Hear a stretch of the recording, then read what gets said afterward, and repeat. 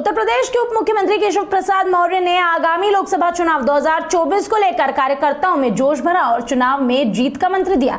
साथ ही विपक्ष पर भी खूब हमला बोला है। उन्होंने कहा कि भाजपा के खिलाफ विपक्षी दल अंदर से एक हैं, विपक्ष के पीछे भारत विरोधी ताकतें भी है। शनिवार की सुबह 11:05 पर उप मुख्यमंत्री केशव प्रसाद मौर्य का हेलीकॉप्टर पुलिस लाइन में उतरा। सलामी के बाद मौर्य पार्टी कार्यालय की ओर रवाना हुए। उप मुख्यमंत्री की अगुवाई में जिला के आला अफसर और भाजपा नेता इस दौरान मौजूद रहे। भाजपा पार्टी कार्यालय पर पहुंचकर उप मुख्यमंत्री केशव प्रसाद मौर्य ने कोर कमेटी सदस्यों के साथ एक बैठक की। इसके बाद मीटिंग हॉल में कार्यकर्ताओं के साथ बैठक की। इस मौके पर केशव प्रसाद मौर्य ने निकाय चुनाव में जीत के लिए सभी को बधाई भी दी। भारतीय जनता पार्टी का कार्यकर्ताओं को सबसे पहले भारतीय जनता पार्टी का जो हमारा जिला कार्यालय है, तो हमारा कार्यालय नहीं बल्कि कार्यकर्ता के नाते में उसे अपना मंदिर मानता हूँ। पहले मंदिर पर गया और अपने सभी पार्टी के कार्यकर्ताओं के साथ, सभी जनप्रतिनिधियों के साथ बैठक करके, उनके साथ संवाद करके 2023 नगर निकाय के चुनाव में बुलंदशहर सहित उत्तर प्रदेश में ऐतिहासिक विजय को उनको बधाई दिया हूँ। और 2024 में बुलंदशहर सहित पूरे प्रदेश में कमल खिलाने का आह्वान किया हूँ। आज इस बैठक में हमारे जिले के अध्यक्ष, हमारे जिला पंचायत की अध्यक्ष, हमारे सभी माननीय विधायकगण के साथ सभी जिले की समीक्षा बैठक की गई है। और जिले की समीक्षा बैठक में सबसे पहला कार्य जो मुझे आज करने का मौका मिला है, उसमें जो उत्तर प्रदेश के अभूतपूर्व मुख्यमंत्री के रूप में शानदार ढंग से कार्य किया और जिन्होंने श्री राम जन्मभूमि पर भव्य मंदिर निर्माण कराने के लिए मुख्यमंत्री की कुर्सी को न्यौछावर करने का काम किया था, ऐसे पद्म विभूषण बाबू जी कल्याण सिंह जी के नाम पर बन रहे जिले के मेडिकल कॉलेज का निरीक्षण किया हूँ। निरीक्षण संतोषजनक रहा है और आज की बैठक में यह निर्देश भी दिया गया है कि जो अभी तक कल्याण सिंह मेडिकल कॉलेज के रूप में नाम जानते थे, क्योंकि वहाँ पद्म विभूषण से सम्मानित हो गए हैं, तो पद्म विभूषण शब्द को भी जोड़ करके मेडिकल कॉलेज का नामकरण कर दिया जाए। और यह भारतीय जनता पार्टी की डबल इंजन सरकार ही है कि एक जनपद एक मेडिकल कॉलेज के लक्ष्य के क्रम में बुलंदशहर का भी मेडिकल कॉलेज बन करके लगभग तैयार हो गया है।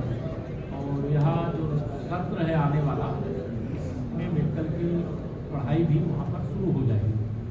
दूसरा, जनपद के विकास की दृष्टि से विस्तार से समीक्षा करने के बाद, चाहे वह किसानों से जुड़ा मामला हो, चाहे गरीबों से जुड़ा मामला हो, चाहे मजदूरों से जुड़ा मामला हो, चाहे महिला सशक्तिकरण से जुड़ा मामला हो, सभी विषयों पर विस्तार से समीक्षा करने के बाद आज यह निर्देश दिया गया है जो सरकार की मंशा के क्रम में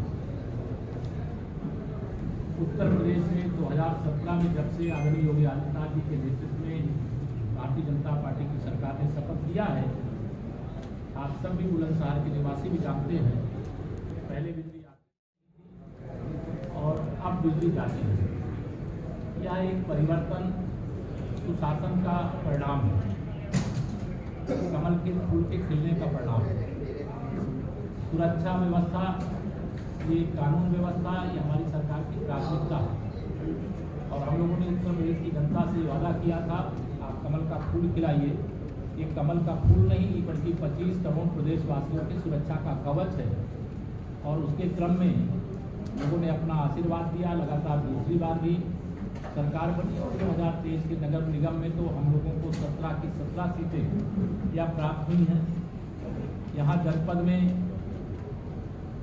विशेष तौर से जो जल जीवन मिशन के अंतर्गत हर घर नल से जल पहुंचाने का अभियान है, उसमें कुछ शिकायतें आई थी, उसके लिए टास्क फोर्स के गठन का निर्देश दे दिया गया है। और हर विधानसभा के कम से कम 10 गाँव में वह टास्क फोर्स निरीक्षण करेगी। जहाँ पाइपलाइन डालना है, 1 मीटर नीचे डालने का काम, और टेस्टिंग के बाद जैसे सड़क पहले थी उसी तरह से बनाने का काम। लेकिन जब तक पहले जैसे सड़क बनाने का काम नहीं पूरा हो जाता है, तब तक आवागमन के योग्य बनाने का काम संबंधित कंपनियों का है। इसके लिए भी निर्देश दिए गए हैं। नगरीय क्षेत्र में जो बुलंदशहर विकास प्राधिकरण है, यहाँ पर भी जो सीवर लाइन पड़ रही है, जो पीएचडी की लाइन पड़ रही है, उसके कारण से भी जो आवागमन को लेकर के समस्या है उसको भी विशेष ध्यान देने के लिए निर्देश दिया गया है। जनपद के अंदर जितने भी चारागाह की जमीनें हैं या चकमार्ग, अगर उन पर अवैध कब्जा है उनको खाली कराने और खाली करा करके विशेष तौर से वहाँ गौवंश के लिए चारे के उत्पादन के लिए, उनके रखरखाव के लिए उपयोग करने। जो हमारे तालाब हैं उन तालाबों पर भी कुछ लोगों ने अवैध रूप से कब्जे किए थे। आज यह भी निर्देश दिया गया है कि जिन तालाबों पे चारागाह की जमीनों पर उसे खाली कराया जाए, लेकिन अगर किसी भूमाफिया ने कब्जा किया है तो उसके को एक सूचना दे करके फिर अगर जरूरत पड़े तो उसके खिलाफ कठोर कार्रवाई भी किया जाए, यह भी निर्देश दिया गया है। प्रदेश सरकार का एक ही लक्ष्य है कि हमारे उत्तर प्रदेश के जो 75 जिले पूर्व की सरकारों के समय विकास के मापदंड में केवल 2-3 जिले, 4 जिले, 5 जिले होते थे, लेकिन आदरणीय योगी जी के नेतृत्व में जब से उत्तर प्रदेश में भारतीय जनता पार्टी की सरकार बनी है, हमारे सभी 75 जिले वीआईपी जिले और 75 जिलों में रहने वाली जनता हमारी वीआईपी जनता है और उसके जीवन में हर प्रकार का बदलाव, हर प्रकार का सुधार और जो सरकार की योजनाएं उनका लाभ बिना भेदभाव, जो हमारे माननीय प्रधानमंत्री श्री नरेंद्र मोदी जी ने नारा दिया है, सबका साथ, सबका विकास, सबका विश्वास, उसको हम आगे बढ़ाते हुए बिना भेदभाव के संपूर्ण योजनाओं का लाभ जो लाभ प्राप्त करने का अधिकारी है उसको देने का काम या किया जा रहा है। बिजली विभाग की भी कुछ शिकायतें आई थी, उनकी भी जांच करके जो दोषी हैं तो दंडात्मक कार्रवाई करने के भी निर्देश दिए गए हैं।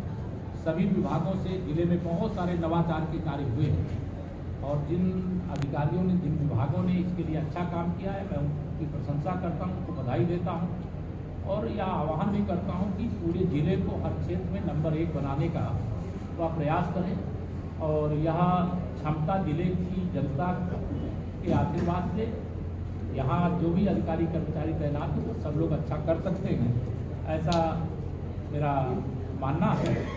और आपको एक बात और मैं साथ में बता दूं, जिसके बाद अगर आपका कोई सवाल होगा तो ज़रूर मैं जवाब दूंगा। 2023 के नगर निकाय चुनाव में भारतीय जनता पार्टी को जो ऐतिहासिक सफलता बुलंदशहर सहित प्रदेश में जनता के आशीर्वाद से, कार्यकर्ताओं के परिश्रम से, डबल इंजन सरकार के द्वारा जनता की गई सेवा के आधार पर मिली है, तो उसके लिए जनता का आभार भी प्रकट करते हैं, कार्यकर्ताओं का अभिनंदन भी करते हैं। और उत्तर प्रदेश में 17 नगर निगम, सभी 17 नगर निगम आज भारतीय जनता पार्टी के महापौर, अधिकतम नगर निगम में भारतीय जनता पार्टी का सदन में बहुमत भी मिला है और हम इसके आधार पर ये कह सकते हैं कि डबल इंजन की जगह ट्रिपल इंजन सरकार पूरी रफ्तार से, पूरी जिम्मेदारी से जनता की सेवा में कोई कमी नहीं रखेगी। लेकिन अगला चुनाव जो हमारा है वो 2024 का लोकसभा चुनाव, 2024 के लोकसभा चुनाव में जैसे हमें उम्मीद थी कि हम सभी छापा नहीं जाएगा, लेकिन जो 2000 की नोट किसी के पास है वह उसकी नोट कागज़ का टुकड़ा नहीं है, वो उस नोट का अभी उपयोग होता रहेगा और सितंबर तक उसका उपयोग लोग करेंगे। तब तक जमा करना या 2000 नोट के बदले जाके बैंक में नोट लाने का काम करेंगे। मैं माननीय प्रधानमंत्री जी के इस फैसले का स्वागत करता हूं और इससे जो काला धन एकत्र करके जो तमाम देश के विकास के कार्यों में बाधा बनते थे उस पर भी लगाम लगेगी। मेरी ओर से अभी इतना आप सब लोगों को कहना था। यहाँ पे ज़िले में आयुष्मान भारत कार्ड के अंतर्गत अच्छा रिजल्ट है, 80% से अधिक लोगों का कार्ड बन गया है। लगभग 62 करोड़ रुपए के इलाज कराने का भुगतान जिले के अंदर हो चुका है। यह भी एक उपलब्धि है, गरीबों के लिए समर्पित हमारी सरकार है, महिला सशक्तिकरण को समर्पित हमारी सरकार है, नौजवानों के उज्ज्वल भविष्य के लिए समर्पित सरकार है। उत्तर प्रदेश में भारी भरकम निवेश आ रहा है जो उत्तर प्रदेश को पूरे देश में नंबर 1 बनाने की दिशा में सबसे शानदार और महत्वपूर्ण कदम है। और माननीय प्रधानमंत्री जी के नेतृत्व में हम विश्व की 5वीं अर्थव्यवस्था के रूप में आज दुनिया के सामने अपना महत्वपूर्ण स्थान बनाने में कामयाब हुए हैं। और मुझे पूरा विश्वास है कि आने वाले समय में पूरी दुनिया में भारत और पूरे भारत में उत्तर प्रदेश नंबर 1 पर।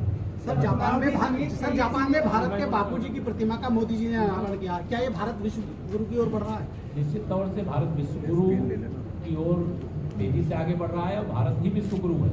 और आज पूरे दुनिया के अंदर भारत के प्रधानमंत्री माननीय नरेंद्र मोदी जी सबसे लोकप्रिय नेता हैं।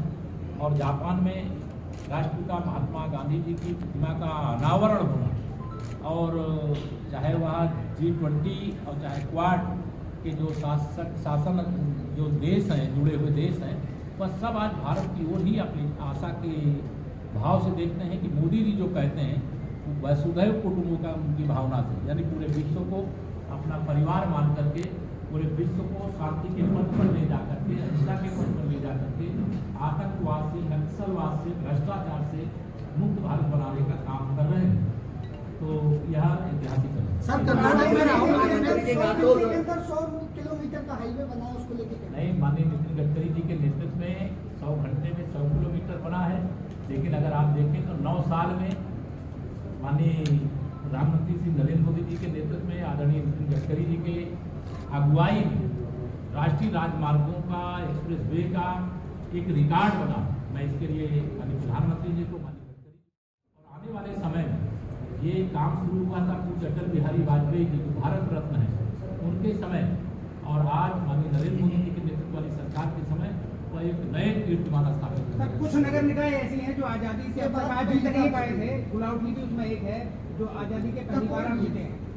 नहीं, निश्चित तौर से मैंने अपने सभी जिलाध्यक्ष जी सहित पूरी टीम को बहुत बधाई दिया है और अपने सभी नगर निकायों में विजयी जो प्रत्याशी अध्यक्ष थे उनको सबको सम्मानित भी किया है और 2024 के लोकसभा की तैयारी में जुट जाने का आह्वान किया। कर्नाटक में आज राहुल गांधी ने 5 घोषणाओं महासंपर्क अभियान के माध्यम से एक महासंपर्क अभियान जो शुरू हुआ है केंद्र सरकार की 2 साल की उपलब्धियों को लेकर, एक तरह से 2024 का शुरुआत है जो चुनाव को लेकर। तो जनता ये भी जानना चाहती है कि आपका मुख्य मुकाबला भारतीय जनता पार्टी का वो बसपा से होगा या सपा रालोद गठबंधन से होगा, किससे मुकाबला आप मानते हैं? देखिए, हमारा 9 वर्ष का जो कार्यकाल माननीय प्रधानमंत्री जी के नेतृत्व से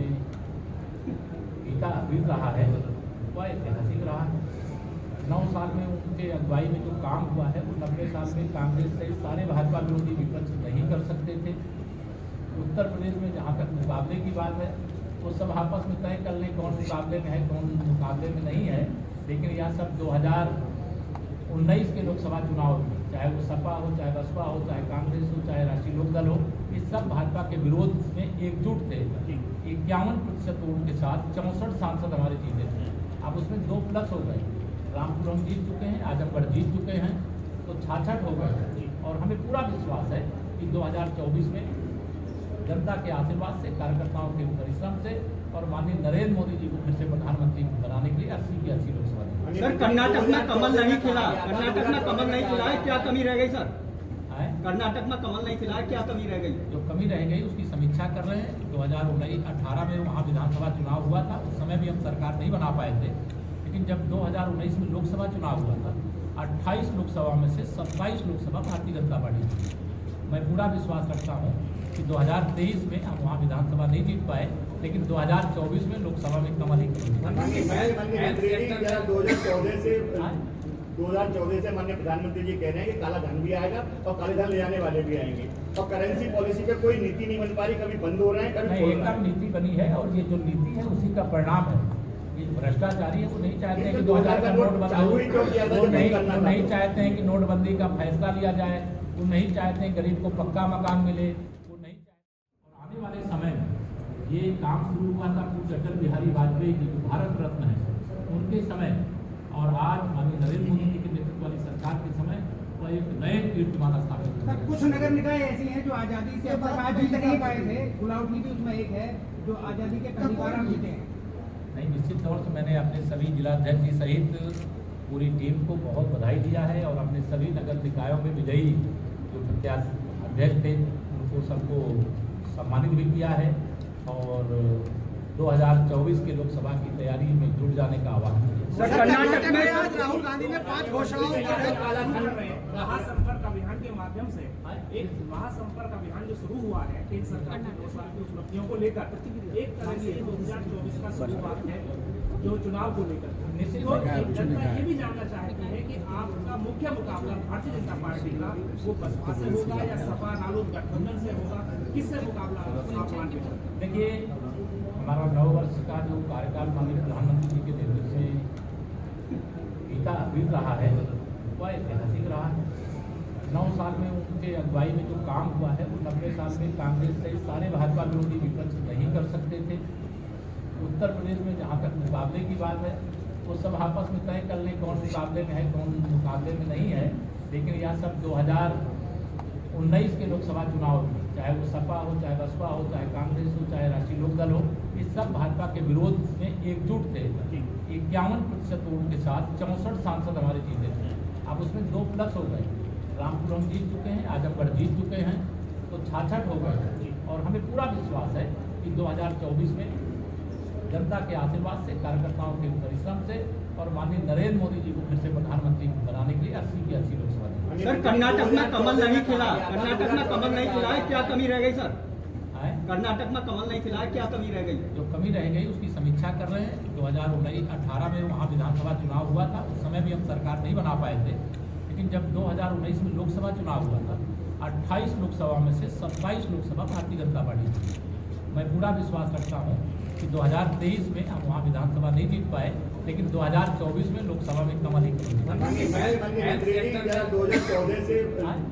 2014 से माननीय प्रधानमंत्री जी कह रहे हैं कि काला धन भी आएगा और काले धन ले आने वाले भी आएंगे, और करेंसी पॉलिसी पे कोई नीति नहीं बन पा रही, कभी बंद हो रहे हैं, कभी एकदम नीति बनी है और ये जो नीति है उसी का परिणाम है। ये भ्रष्टाचारी है, वो नहीं चाहते हैं कि 2000 का नोट बंद हो, वो नहीं चाहते हैं कि नोटबंदी का फैसला लिया जाए, वो नहीं चाहते हैं गरीब को पक्का मकान मिले, वो नहीं चाहते। हेल्थ सेक्टर में लगातार सरकार पैसा लगा रही है, खर्च कर रही है। जिला परिषद में देखा जा रहा है सर कि लगातार इलाज के लेकर रेफर ज्यादा किया जाता है। यहाँ आज बाबूजी के नाम से मेडिकल कॉलेज बनकर के तैयार हो रहा है। 300 बेड का जिला हॉस्पिटल था, वो 500 बेड का बनने जा रहा है, जो मेडिकल कॉलेज का पॉइंट होगा। तो बुलंदशहर हो चाहे उत्तर प्रदेश का कोई जिला हो, हमारी सरकार की प्राथमिकता है और चिकित्सा की सुविधा और चिकित्सा की दृष्टि से जो जरूरत है उसकी पूर्ति हम लोग प्राथमिकता पे कर रहे हैं। कहा था कि प्रियंका मोदी को, प्रियंका गांधी को, मायावती को, सोनिया गांधी को भी देखना, आप लोगों को भी देखना चाहिए। सर मायावती हिंदू हेल्पलाइन जारी की है मंत्री जी। सर, 1000 रुपए का तोगड़िया जी ने आज हिंदू हेल्पलाइन जारी की है। किया गया तो ये कहा गया कि 2000 का नोट इसलिए लागू किया, मतलब चालू किया गया है जिससे आप सरकार को नहीं जानता हूँ, लेकिन कल ये बताया गया है कि जब का फैसला लिया गया उस समय चूंकि सरकार पैसे का संकट हो रहा है, 2000 का नोट आगे बढ़ाया, आप उसको मत कर रहे। स्वागत करिए, आप भ्रष्टाचारी वो परेशान हो। सर मायावती ने नारा दिया है वोट हमारा राज तुम्हारा नहीं चलेगा, आपका क्या कहना है? वोट हमारा है और राज हमारा है और राज हमारा ही रहेगा।